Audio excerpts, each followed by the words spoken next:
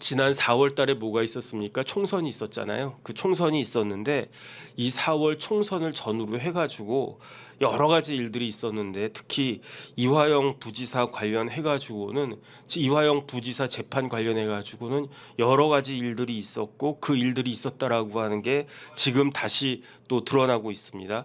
이화영 부지사 재판 관련해서 3월 달에 재판이 4번 있었어요. 3월 5일, 12일, 19, 26. 그런데 3월 5일에 검찰이 이화영의 방북 비용 대납 보고 진술했다라고 하는 그거를 공개를 갖다 딱 해버렸어요. 그러니까 이제 다시 한번 그 이재명 대표 측에서는 그 오히려 더 그 긴장을 갖다가 했겠죠. 그 와중에 뭐가 있었습니까? 4월 달에 이화영의 4월 달에 재판이 하나, 둘, 세 번 있었는데 4월 8일까지 재판이 3번 있었어요. 총선이 언제 있었습니까? 4월 10일. 그런데 이화영 재판은 4월 2일, 4월 4일, 그리고 4월 8일 이렇게 3번이 있었어요. 그런데 원래는 4월 2일은 재판이 없는 날이었는데 이화영이 그 전에 있었던 3월 달 재판을 일방적으로 연기를 갖다가 신청해 버려가지고 그게 연기가 된 거예요. 그래서 4월 2일 날 재판이 있었고 그래가지고 그때 4월 초에 이화영 재판 너무 자주 하는 거 아니냐, 총선도 앞인데 너무너무 하는 거 아니냐 이런 이야기가 나올 정도로. 그리고 난 다음에 4월 4일에 뭘 하려고 했었냐면은 결심하려고 그랬었어요. 결심이 뭐라고 그랬습니까? 그 심리를 종결한다라고 하는 걸 줄여가지고 결심이라고 한다고 그랬잖아요. 그러면 결심할 때 뭘 갖다가 하느냐? 검찰은 구형하고요. 그 다음에 피고인은 최후 진술하고요. 변호인은 최고 변론하고 그 다음에 이제 선고를 기다리는 거거든요. 그래서 4월 4일에는 결심하겠습니다. 신진우 부장판사가 그렇게 이야기했는데 갑자기 4월 4일에 공판인데 이화영이 쭉 일어나더니 자기는 굉장한 양심의 가책이 있대. 무슨 양심의 가책? 내 진술이 결정적 고리가 돼서 이재명을 구속시키려고 하는 상황이 만들어졌다. 뭐 이런 식으로 이야기를 하면서 그러면서 뭐라고 이야기를 갖다가 했느냐? 그때부터 주절주절 이야기가 나오는 거예요. 무슨 이야기가 나오냐? 작년 6월에 그러니까 2023년 6월에 이재명 대표 관련해서 진술하기도 전이었는데 갑자기 수원지검 검사실 바로 앞방 1313호 정도라고 생각이 되는데 그 방에서 연어하고 회덮밥하고 소주를 마셨다는 거예요. 그래서 결심하기로 한 날, 그러니까 재판 끝내기로 한 날 갑자기 이화영이 일어나면서 양심의 가책이 있습니다. 내가 고백할 게 있습니다. 재판 다 끝났는데. 그러면서 그때 4월 4일에 연어, 회덮밥, 소주 이야기가 그렇게 나온 거예요. 그러니까 신재도 부장판사는 내가 봤을 때는 보살님이야, 보살. 나 같으면 확 열받아가지고 저 사람 진짜 해도 너무한다. 그러면 나 징역 10년 때릴 거 15년 때려야지 라고 생각을 했는데 그래도 신진우 부장판사는 이성의 끈을 놓지 않고 9년 6개월만 때렸단 말이에요. 재판을 뭘로 하나, 우리 재판부를 뭘로 하나 이렇게 생각을 갖다가 했을 건데 그런데 어쨌든 그 이야기 다 들어주고 4월 8일에 이제 결심한 다음에 검찰에서는 15년 구형했어요. 그래서 15년 구형했는데 9년 6개월 받았으니까 한 3분의 2 정도 받은 거죠. 그리고 난 다음에 6월 7일에 선고가 됐었고 4월 8일 결심하고 그 다음 날 4월 10일 우리가 다 잘 알고 있는 총선이 있었고 그런데 요번에 7월 26일에 수원 고등법원의 첫 번째 기일에서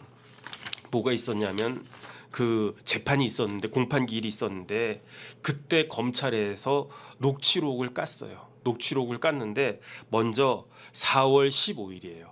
4월 15일이면 언제입니까? 총선 끝난 지 닷새 뒤. 그다음에 결심한 지 7일 뒤. 그다음에 판결 선고가 나오기 6월 7일이니까 약 2달쯤 전. 이때 아마 이화영은 굉장히 고무됐을 거예요. 야, 내가 이렇게 도와줘가지고 그 민주당이 압승을 했네. 그 다음에 저는 다른 거 안 보고요. 뭘 봤냐?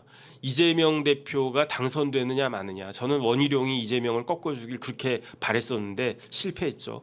그 다음에 저는 어떤 생각을 갖다가 했느냐? 여당이 일당이 될 수 있을까? 진짜 난망했었죠. 그 다음에 그때는 진짜 생각해 보면 그러네. 막판에는 이거 백석을 갖다가 못 지키나? 그 이야기가 이제 막 돌아가지고 그때는 진짜 쫄깃쫄깃했었고 그 다음에 이제 개표 방송하는데 쫄깃쫄깃했었고 근데 그 전까지만 해도 어떤 기대를 했었습니까? 국민의힘이 여당이 과반수가 되면 이재명 대표 방탄이 사라지니까 그러면은 뭐 쌍방울도 있고 그다음에 뭐 법인카드도 있고 그다음에 뭐 더블트리 뭐 호텔도 있고 구속영장 계속 치면은 그러면 걸리겠지라고 생각을 했는데 결과를 갖다 딱 봤더니 야당 192석이야. 그러니까 참 황당한 일이 벌어지겠구나라고 생각을 했는데 반대로 이화영 입장에서는 깜빵에서 아마 만세를 불렀을 거예요. 그다음에 공을 스스로에게 돌렸겠지. 내가 이렇게 버텨줘가지고 민주당에서 그 승리를 갖다가 한 것이다. 그런 와중에 그 이화영 씨 부인이 수원 구치소로 접견을 갔어요. 이화영 씨 부인이 백정화 씨인데 한번 저기 얼굴 좀 제가 보여드릴게요. 저분이 이제 백정화 씨고 저 옆에 있는 사람이 그 김광민 변호사죠. 4월 15일이에요. 아마 이화영이 자기가 판결이 9년 6개월이 나올 거라고는 저 때는 꿈에도 생각하지 못했을 거고 의기양양해가지고 자기 와이프 백정화 씨를 접견하는 가운데 뭐라고 이야기했느냐. 이화영이 이재명 한번 만나라. 그러니까 뜻밖의 답을 이야기해요. 백정화가 뭐라고 이야기하느냐. 내가? 싫어 이렇게 이야기한 거예요. 그러니까 이화영 황당했을 것 같아. 야 이재명 한번 만나줘. 만나고 와. 그러면 와이프가 그렇게 할게 알겠습니다 뭐 하든지 그렇게 할게 그 당신 고생 많았어 당신 덕분에 민주당이 이겨가지고 아주 고생 많았어 아주 이재명 대표가 아주 기뻐할 거야라고 대답을 할 거라고 저는 생각을 했는데 백정화의 답이 뭐냐면은 내가 싫어. 그러니까 그 이화영이 당황했어요. 당황해가지고 왜를 3번을 했대. 녹취록이 다 나오거든요. 왜 3번을 했대. 만약에 당황하지 않았으면 왜 막 짜증 내면서 왜 내 말 안 들어? 막 이런 식으로 할 텐데 이 사람 당황한 거야. 왜 뭐 만나기 어렵나? 그러니까 이거는 제가 해독이 안 돼요. 백정화가 뭐라고 이야기했냐면 난리칠 거 아니야 이렇게 이야기를 하는 거예요. 그러니까 이재명이 난리칠 거 아니야.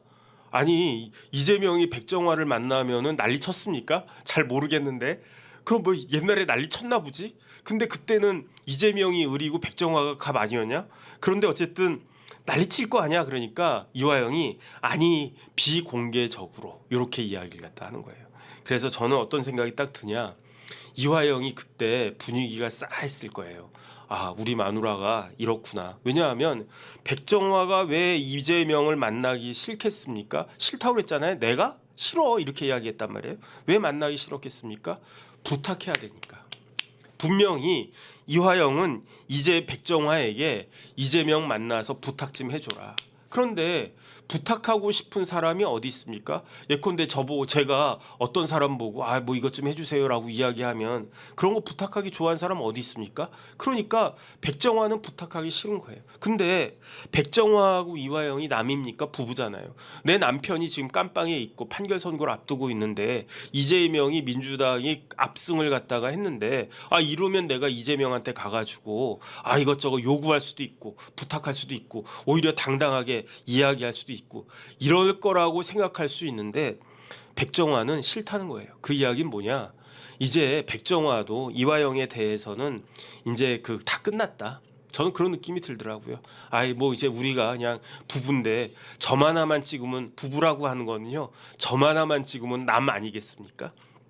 그러니까 민주당에서 그 백정화한테 뭘 어떻게 줬는지 모르겠지만 어쨌든 우리는 목적 달성 다 했고 난 더 이상 중간에 끼어가지고 내가 이화영 말을 이재명한테 전달하기도 싫고 이재명의 말을 이화영한테 전달하기도 싫고 그냥 부부니까 접견 한번 왔을 뿐인데 더 이상 요구하지 말아라 이런 뉘앙스로 전 읽혔거든요. 그러니까 그때 이화영이 깜짝 놀랐을 것 같아요. 이게 언제냐? 4월 15일이었어요. 그리고 난 다음에 2주가 지난 뒤인 4월 30일에 그러니까 보름이 지난 거죠. 4월 30일에 이번에는 민주당의 중진 의원 2명이 접견을 했어요. 누군지는 모르겠더라고요. 누군지는 모르겠는데 민주당의 중진 의원, 그러니까 최소한 재선 3선쯤 되는 의원인 것 같아요. 그런데 그 사람들도 이번에 다 당선됐어. 2명이 맞는데 다 당선됐어. 그러니까 요번에는 이 사람한테, 이 국회의원들한테 이화영 씨가 뭐라고 이야기했느냐? 그 무슨 이야기 했냐면은 이재명 만나면 안부 좀 전해주세요. 그 이야기는 뭐겠습니까?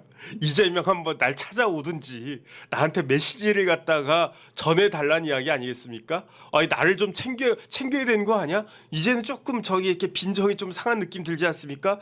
이재명 대표 만나면 내 안부나 좀 전해주세요. 이렇게 이야기를 하는 거예요. 그건 뭐 안부를 갖다가 뭐 깜빵에서 뭐 좋겠습니까? 뭐 뻔하겠지 뭐 깜빵에 있으면 다 이렇게 별로 이렇게 안부가 안 좋겠지. 근데 뭐 그걸 뭐 전해달라고 그러나? 그 다음에 두 번째는 뭐냐면 조금 전에 그 백정화 씨 옆에 김광민 변호사 있었잖아요. 김광민 변호사가 활동할 수 있도록 도와달라 이렇게 이야기했어요. 김광민이 저 변호사가 활동할 수 있도록 도와달라. 이 이야기는 뭐냐? 변호사비 대납해달라는 이야기 아닌가? 저는 그런 생각이 들어요. 아니 변호사비를 돈으로만 받는 거 아니거든요. 저는요 옛날에 변호사비로 뭘 받은 적이 있느냐? 그림을 받은 적이 있어요. 뭐 저기 변호사님 저 돈이 없어가지고요 어쩌고 저쩌고 하면서 이거 그림 뭐 이게 굉장히 이게 그 그림인데 제가 그림 볼 줄 아는 눈이 없어가지고 막 그랬는데 이 그림이 되게 영빨이 있는 그림이래. 그러면서 변호사님 이거 아주 그냥 대단한 그림이니까 변호사비 대신으로 이거 받으세요 그러더라고. 어떻게 받았지 뭐. 그래가지고 제 방에 제 사무실에다가 그냥 대충 이렇게 그 걸어놓지도 않고 이렇게 세워놨는데 진짜 그 그림이 영빨이 있는 그림 맞았던 것 같아요. 왜 그러냐면은 또 이제 다른 클라이언트 중에 영빨이 있는 클라이언트가 딱 오시더니 그 그림을 눈독을 들이는 거야. 그러면서 변호사님 저 그림 영빨이 있는 것 같습니다 그러더라고요. 그래서 막 탐을 내는 거야. 그래가지고 이거 뭐 저기 탐나세요? 그래. 좋은 것 같은데 가지세요. 그래가지고 그 영빨 있는 그림을 그 영빨을 알아보는 주인한테 전달을 해줬는데 이런 식으로 저도 변호사비 받고요. 제가 받았던 변호사 그 비용 중에 제일 황당했던 건 뭐냐면 또 어떤 분이 와가지고 저한테 돌을 선물해 주더라고요. 돌을 갖다가 선물해 주는데 이게 이렇게 대단한 돌이래. 그래가지고 이거 뭐 대단한 거니까 받으시라고. 뭐 그래가지고 어떡합니까? 뭐 돌이라도 좀 받아야지. 그리고 돌도 받았고 먹을 거 받는 경우는 제가 감사하죠. 그래서 지난주에도 어떤 그 사모님이 저한테는 아니고 저희 집사람한테 뭐 쥐포하고 이렇게 맛있는 거 그런 거 이제 또 보내주셔가지고 맛있게 잘 먹고 있는데 변호사비를 돈으로만 주는 거 아니잖아요. 그러니까 이화영이 김광민 변호사가 활동할 수 있도록 도와달라고 하는 거는 제 추측으로는 아까 보였던 저 김광민 변호사가 뭐라고 이야기했느냐, 입이 이만큼 나왔을 거예요. 왜냐하면 이화영 돈이 없거든. 이화영 전세금까지 지금 압류가 되어 있는 거거든. 그러니까 누군가에 의해서 서포트를 갖다가 받지 않으면은 이화영 씨 부인은 이화영이야 깜빵에 있으니까 뭐 그냥 시간만 지나면 되는 거고, 밖에 있는 사람들은 진짜 전세금도 찾기 어려운 그런 상황 아니겠습니까? 그러니까 변호사비를 갖다가 어떻게 줘요? 그 다음에 변호사비는 심급별로 1심 끝나면 항소심 때 또 다시 변호사 비용 받거든요. 근데 이화영 입장에서는 변호사 비용을 조달할 수 있는 그게 없고, 그 다음에 그나마 이전에 있었던 서민석 변호사님 같은 분이 해주셨으면 그나마 나았을 텐데 이제는 뭐 서민석 변호사도 잘랐고 남은 건 저 뭐 김광민 변호사, 그 다음에 그때 뭐 좀 이렇게 멋있게 생겼던 김현철 변호사, 이런 사람들밖에 없는데 지금 메인은 김광민이잖아요. 그러니까 김광민 변호사한테 뭐 변호사비 얼마나 줬겠습니까? 제가 봤을 때 500만 원 줬으면 많이 줬을 것 같은데, 그런데 형사 사건 일이 많거든요.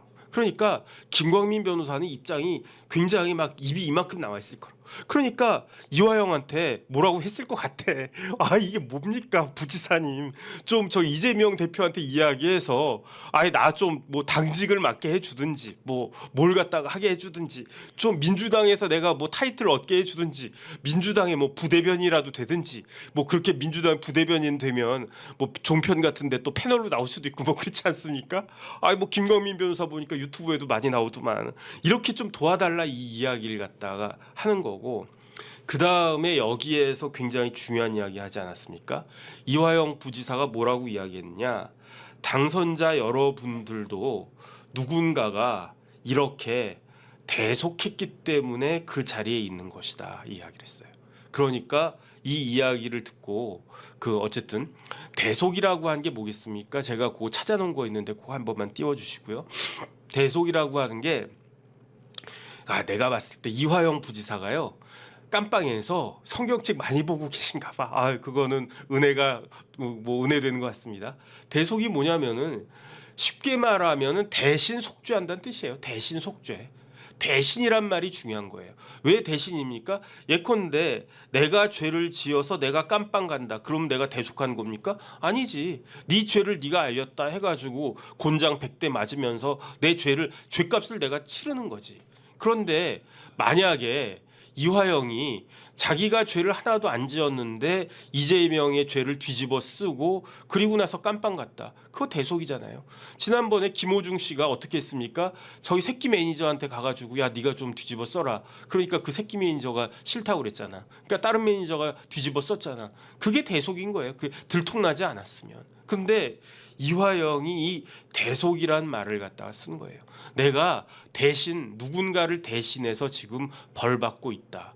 그 이야기를 왜 합니까? 이거는 굉장히 의미가 있는 말이거든요. 그 다음에 더 중요한 건 뭐냐면, 이화영이 저런 이야기를 할 때 자기의 이야기가 녹음되고 있다라고 하는 것을 몰랐을까요?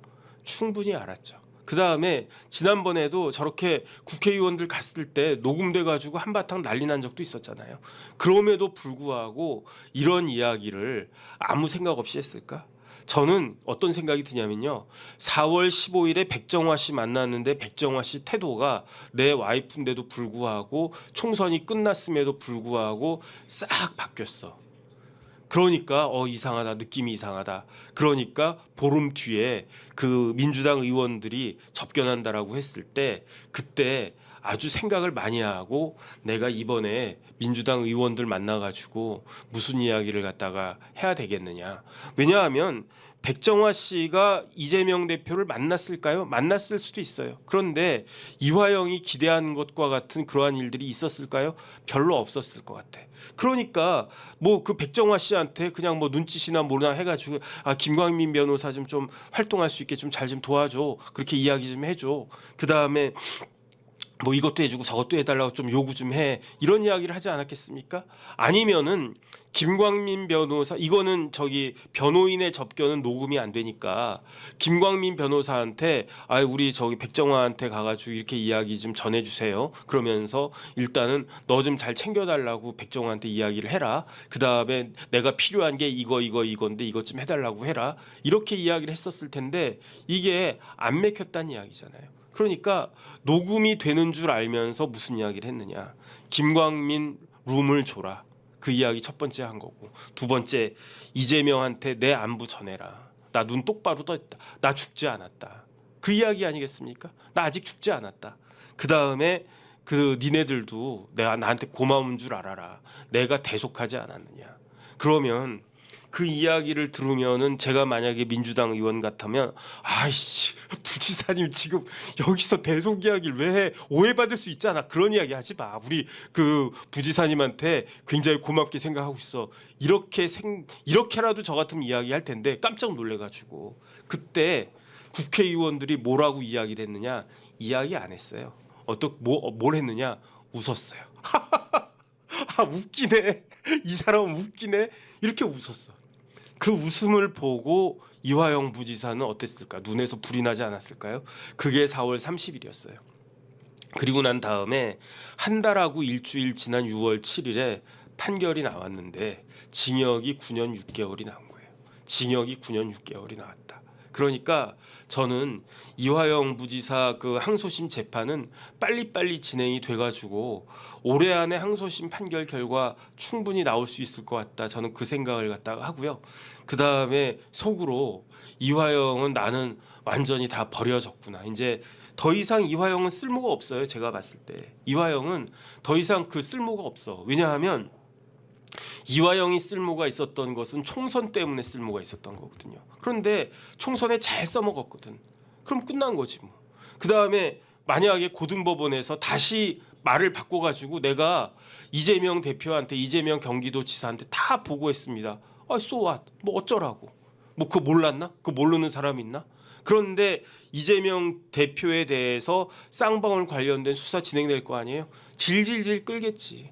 그 다음에 그거는 1심 끝나고 2심 끝나고 대법원까지 가고 그러면은 어차피 그거는 그 대법원까지 갈 거기 때문에 그러니까 그거는 다음번 대선 때까지는 그 이재명 대표의 목표는 뭐냐면 두 개밖에 없었던 거예요. 첫 번째는 대선, 제일 큰 대선. 그 다음에 대선까지 살아남으려면 총선. 근데 총선 이겼으니까. 그러니까 이제 와가지고 이제 저 이화영 씨가 뭐 연어도 다 뻥이고 그 다음에 보고 다 했고 이렇게 이야기해봤자 이재명 대표는 이미 난 목적 다 달성했고 우리는 192석 달성했기 때문에 뭐 돈 케어다 이렇게 되어 있을 거고요. 그런 의미에서 이화영 씨는 제가 봤을 때 민주당에도 버림받고 또 다른 사람한테도 버림받고 이런 아주 그냥 어떻게 보면은 안타까운 처지가 된 거 아닌가 저는 그런 생각이 들고요. 뭐 인생이 이렇게 된 거 그냥 그 깜빵에서 성경이나 열심히 읽고 나를 위해서 대속하신 예수 그리스도의 보혈의 피를 그 덧입어 가지고 구원 받으시기를 갖다가 바라겠습니다. 어쨌든 이런 내용들이 지금 진행이 되고요. 그 다음에 재판이 이제 휴정이에요. 7월 말 8월 초까지는 그 법원이 이제 노는 날이야. 그러니까 이번 주부터는 그 판사들도 휴가 가거든요. 그 다음에 8월 22일인가부터 그 수원 고등법원에서 재판이 이렇게 쭉 진행이 되는데 제 느낌으로는 빨리 진행이 될 것 같아요. 그 다음에 그 문부장 제가 조금 전에 그 소개시켜 드렸던 그 문부장 같은 경우에는 보니까 제가 그 찾아봤거든요. 구글 이렇게 해가지고 아, 이 문부장은 판결을 어떻게 하나 이렇게 쫙 봤더니 문주영 부장 판결을 어떻게 했나 봤더니 1심보다도 더 세게 때리는 경우도 왕왕 있더라. 대개는 항소심에서는 좀 깎아주거든요. 특히 이제 구속된 사건 같은 경우에는 항소심에서는 그래 고생했으니까 좀 봐주자 해가지고 그래서 뭐 롤스로이스 사건 뭐 징역 20년 10년 나왔대나 뭐 그랬잖아요. 그런데 문주영 부장판사는 어쨌든 그 1심보다 항소심에서 더 세게 선고한 경우도 여러 건 제가 찾았으니까 과연 그 판결 결과가 어떻게 나올지 그거는 지켜봐야 되겠다. 일단은 그런 생각이 듭니다.